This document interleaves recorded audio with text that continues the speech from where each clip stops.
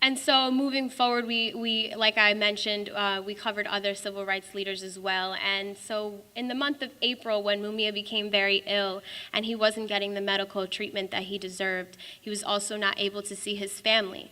I asked my students, I said, when you're sick, who is the first person you want to see? A lot of them raised their hands and they said, my mother, my father, my brother, my sister, family. And so I said, well, how would you feel if you didn't get to see your family while you were sick? And then I moved forward to explain to them that Mumia was not able to see his family, and they were actually restricting his family from coming to visit him at the hospital. And so my students asked me, they said, Ms. Zuniga, can we please write letters to Mumia to make him feel better? And I said, of course you can. I always encourage my students to express their thoughts and emotions through writing. So they wrote letters to Mumia, and I told them it was an optional assignment, of course, and they all decided to opt to do it. And then they asked me, when they were finished with their letters, after they had drawn beautiful pictures and writing and get well notes to Mumia, they said, will you deliver these letters to Mumia? And I said, I'm not sure if that's going to happen. And one of my students said, Ms. Zuniga, please make sure that Mumia gets these letters. And so that was a charge. That was a charge from one of my students, directly from a third grader. And so I told Johanna Fernandez, a professor at Baruch College in New York, what my students had done, and she said, absolutely not, those letters are getting to Mumia. And they were in Mumia's hands the next Tuesday following.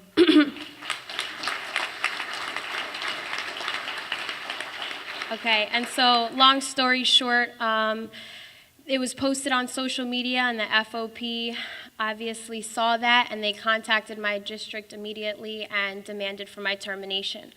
I was suspended with pay 2 days after, and it's been an uphill battle ever since. I'm currently still in suspension with pay, and we're fighting. We're fighting. There's being flyers passed around right now for the Board of Education meeting on Tuesday. It's very, very important that everyone attend. And this is not separate from the militarization of policing. It's in our schools. And so I very quickly want to just speak to this idea that there's a war on our kids, and we have to stand on the front lines. So we have to talk about the imposition of Common Core curriculum and how it's culturally biased. We have to talk about the overclassification of our students and how they're being classified with ADHD, ADD, LD, and all of these classifications that literally filter them into a system that they do not belong in because they might be diverse learners. We have to talk about the fact that police power is in our schools. And I'm not just talking about police standing in our hallways, which they are doing. I'm not just talking about metal detectors. I'm talking about police actually having control over our curriculum, and that is exactly what they are doing with my case. They do not want Mumia Abu-Jamal to be taught in classrooms. They do not want Angela Davis to be taught in classrooms. They do not want these people to be taught in classrooms because they know the power that they have, and they know the power that they will pass on to our students and our communities. So we have to talk about that, and we have to think about how this is actually the fastest growing law enforcement. So police in schools is actually the largest growing population of law enforcement employment, and we have to be talking about that. They are in our schools, and there's a war on our kids that we have to fight back for. Thank you.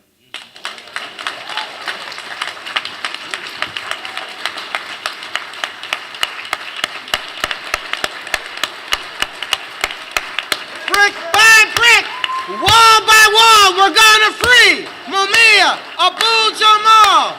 Brick by brick, wall by wall, we're gonna Mumia Abu-Jamal. Hey, brick by brick, we're gonna free Mumia Abu-Jamal.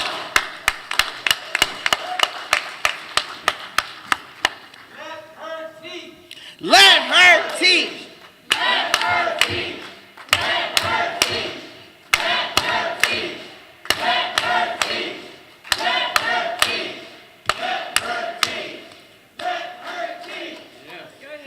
This is important, and thank you so much for that, because again, wanted to be really clear and live and give love and respect to Pop. because I believe in a day's notice, you mobilized to make sure that this sister was not left alone to do this struggle, that they came out 100 strong to her school board meeting to say, we got her. And we need to do that every time we hear any of our folks are under attack. I want to bring to the stage, I'm not even going to pretend I'm going to do his bio, because I don't think I need to do that. I want to bring to the stage my comrade and my friend, Larry Holmes.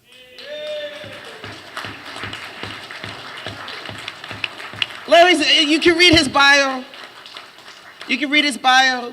There's activism and history of activism that there's everything from, being part of the American Servicemen's Union and working during the anti-war era and around the Vietnam War. We could talk about the Schomburg Library of Black culture and fighting to keep that in Harlem and what that means. We could talk about right now with the People's Power Assembly fighting and being in the streets, whether it be in Baltimore, whether it be in Ferguson, wherever it may be. But I also want to just be really clear, and for me and others are really talking about, but what it also means to be Black and radical and over decades, and always being in the streets and always being clear and on the right side of justice that yes, these young people, Black Lives Matter, this is real, and you know what? I'm just going to say this with love and respect, that here I am, a brother of another generation. I'm going to be right there with you in the trenches. And I love that as an example, Larry Holmes.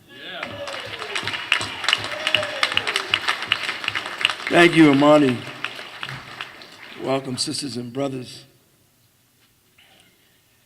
As far as the United States government is concerned today, the new anti-war movement is the Black Lives Matter movement. And they are resisting this massive, unprecedented police war. It's more than the police, but that's the cutting edge of it. That's the violent edge of it. Police war against Black and brown youth. It's a movement that was inspired by the uprising in Ferguson 9 months ago. I believe that when we look back on this period, maybe it's a little too early to do that we'll recognize the uprising in Baltimore as the beginning of the second phase of the Black Lives Movement uprising. You and I know that had there not been a rebellion, and we're clear on this, it's not a riot. Police have riots.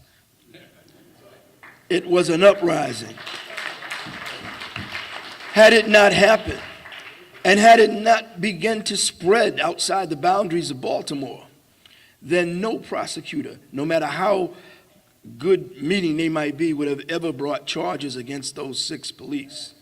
And we know as we speak, they're figuring out a way to get those cops off.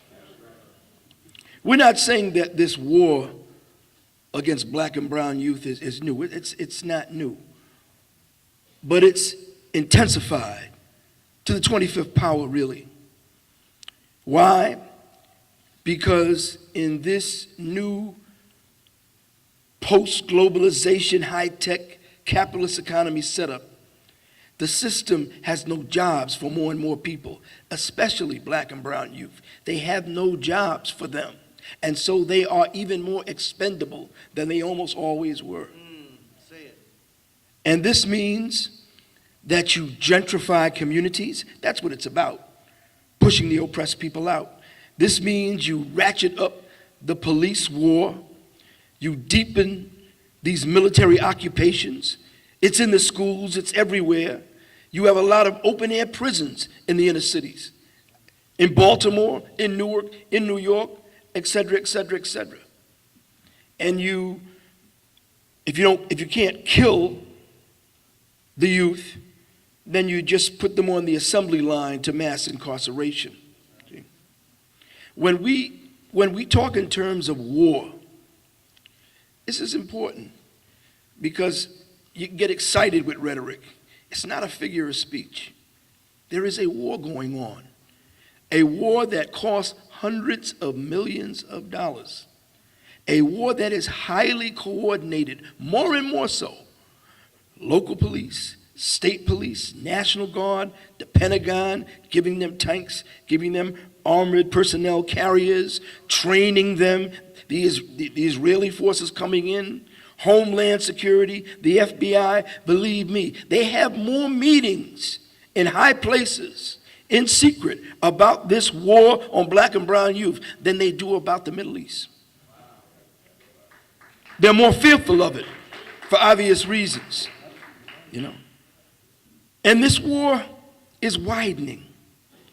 It's not going to go away because the demonstrations seem to ebb over the cold months. And you remember what happened with the 2 cops who were killed. They used that to beat down the movement, a few other things. But Baltimore has sort of breathed new life into it. And it's not going away because the underlying deeper causes are economic and global. And so the police are pushed to do this. It's not 1 or 2 of them that are bad. It's the system, which needs to be abolished. First the police, and then capitalism.